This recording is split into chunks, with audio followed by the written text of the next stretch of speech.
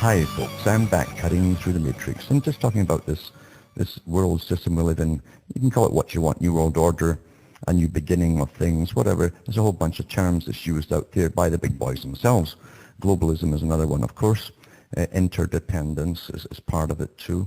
And interdependence means really that you're not independent for anything in yourself, your own personal life, or your country for that matter. It means you're dependent completely on every other country. And it's not every other country, it's the guys that own the countries. All of them. All of them.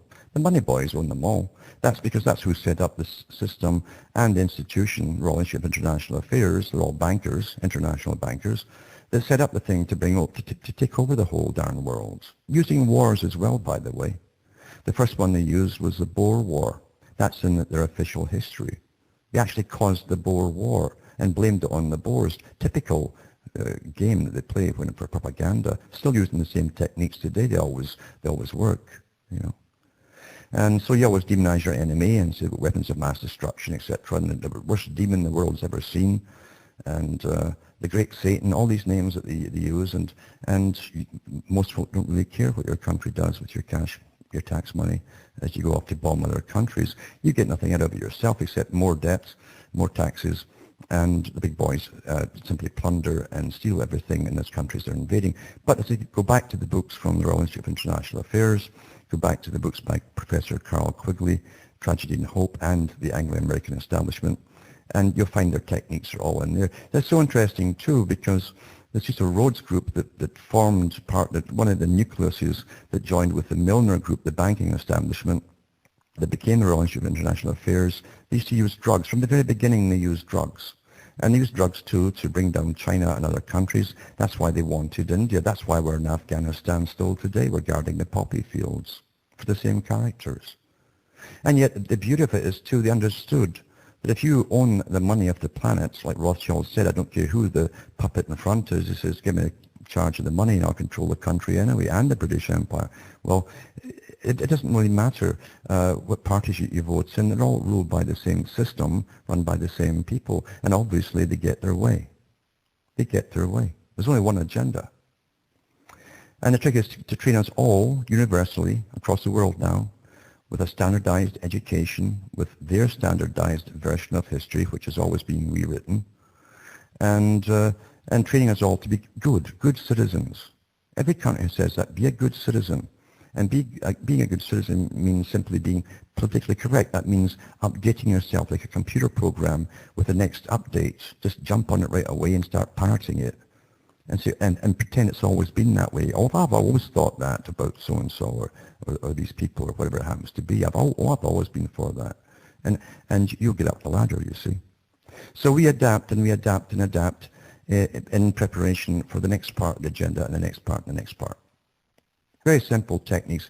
Neuroscientists by the thousands are employed by governments across the world, by the thousands by the United Nations alone, that's helping to form the nucleus of this order. And neuroscientists, psychologists, they have all kinds of anthropologists working with them too. Everything to do with behavior of human beings down through the ages to ensure they don't have much of a problem bringing in the system. We're allowed a few riots here and there, and that's good for the terror business. You know, we need more police, we need more tanks, etc.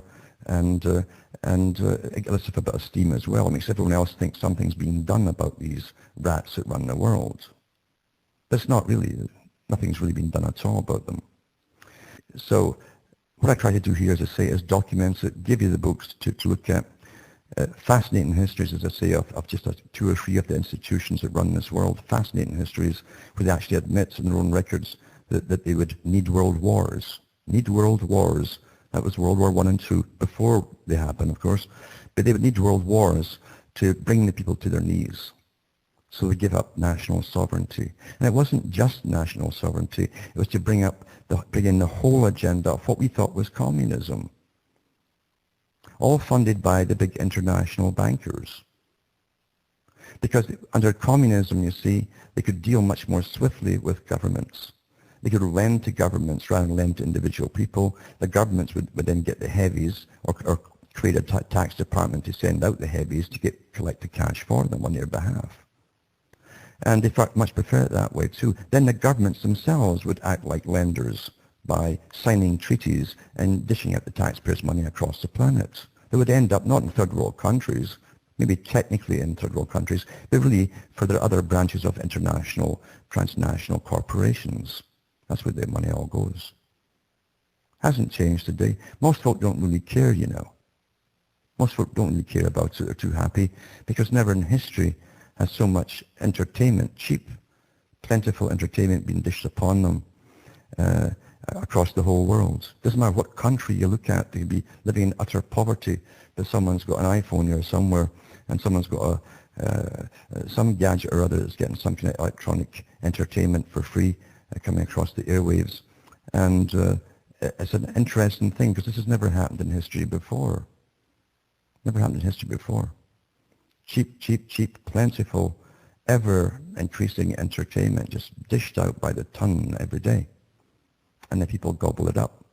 I can tell from this particular position I'm in here, where I get hundreds and hundreds of emails every single day and night, 7 days a week, where people's minds are.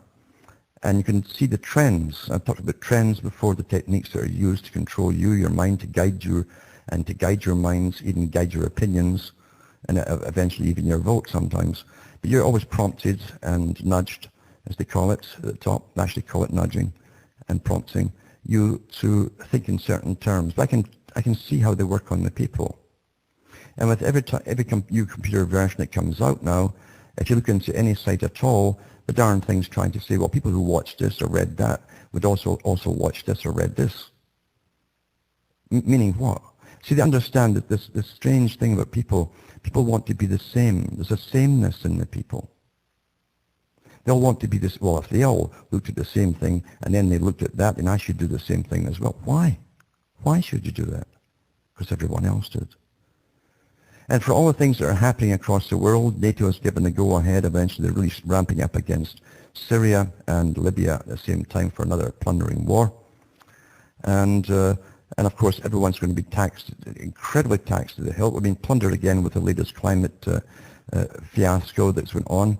I don't believe what they're telling you. They've actually got us all down for giving out more billions of dollars across the world to supposedly stop climate change from getting too bad. That's all. I'm getting letters in here and emails about woman gets run over by a steamroller. No kidding. I've lost count of how many folk woman gets run over by a steamroller.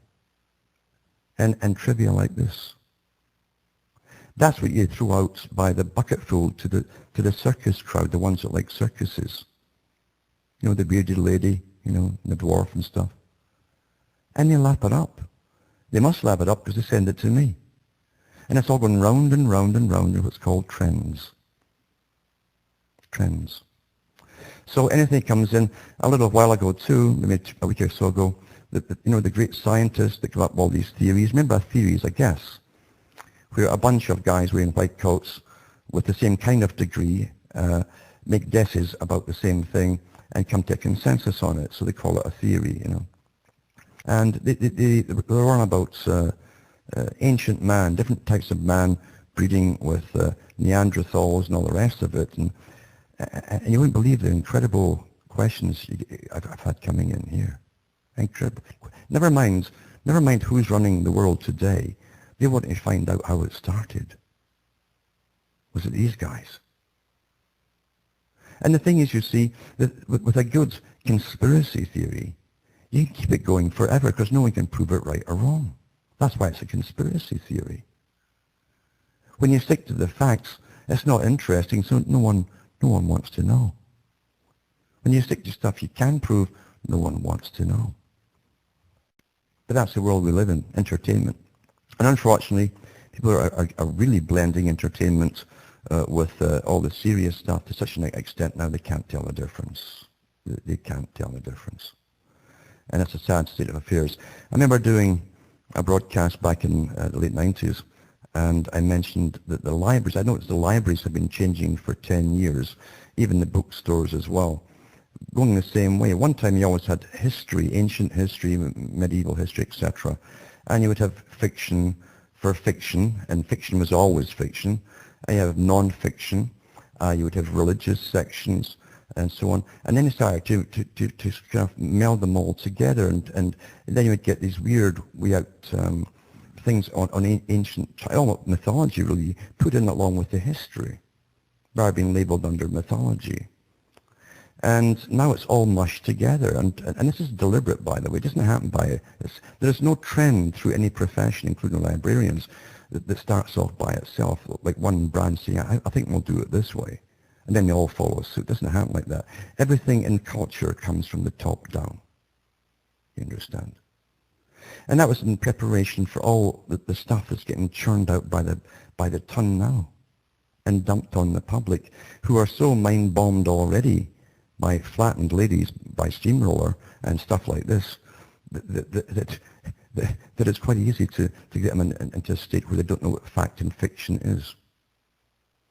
And then there's even entertainment programs out there, television, radio, that really suck them in, and that's fine when it's classed as entertainment. And it's fine too if the listeners could remember it's entertainment. But it's often presented in different fashion. And they will often bring on real stuff and bring on entertainment until literally the whole stuff is just a mush. That's a form of psychological warfare, you see. Right up there with the best of propaganda or intelligence, counterintelligence. Back with more after this break. Hi folks, I am back, cutting through the matrix. And just talking about how our minds are molded always in advance of big changes in preparation for the changes. And the last folk to figure it out are the ones who've adapted. And that's what's about adaptation. Always adapting to the next part of the system, the next part of the system. And of course now they can make it even more pleasurable to an extent with entertainment and stuff that used to be forbidden, etc. Is now just out there for you to lap up, to get you all ready for this new system where you'll be totally defunct, actually. Defunct is the word. And ruled very easily by a global government. Technically you already are. Because people who have nothing to stand up for really are defeated. That's what ancient history is all about. The ones who knew how to exploit that situation certainly did, and of course the money boys came out of that system too. It was far easier to go into those countries that couldn't stand together and exploit them and lend cash and give out trinkets and then end up with the debts and compound interest, and then you simply bought the country over and sent their armies off to plunder other countries. This is really what mankind's all about, or what they call civilization, I should say. And we take it all for granted because it's the same system we're in today. I've mentioned 1,000 million times that every mammal looks to its parent to warn it as to what to be wary of, what's its predator species, what to watch out for. And if it doesn't happen, it's just bait. The animal's bait for the first one that comes along. It'll run up to the thing that's going to eat it. And humans are no different. If the parents don't know, and their culture's been destroyed, and their morality is totally destroyed, then they think everything's normal, and they pass that on to the child, who thinks everything's quite normal too. Never dawns on them there could be 1,000 other ways you could go, that mankind could actually go. Never dawns on them at all. So much so that when they grow up, they'll actually go and fight, and to earn money, you know. That's the reason people go off and fight and be soldiers and stuff, is to get respect rather than being on the street, just one of millions, nobodies, and to get cash. So they often fight for other people's wars. Today it's more mercenary. They don't really care what the reason is for the wars, because they know they're mercenaries. They know they're not saving their countries from anything. They see the same articles in the paper as mainstream as we do about the exploitation and the commandeering of oil fields and gold, silver, everything else that's out there, water too, big one, water. Handed off to private corporations, big fat men that never put any combat gear on or dirty their hands in any way, shape or form. They know that, and yet we're told to worship them. You know, well, I never told them to go off to war. So why should you worship them? Who are they defending? It's all to do with perception management.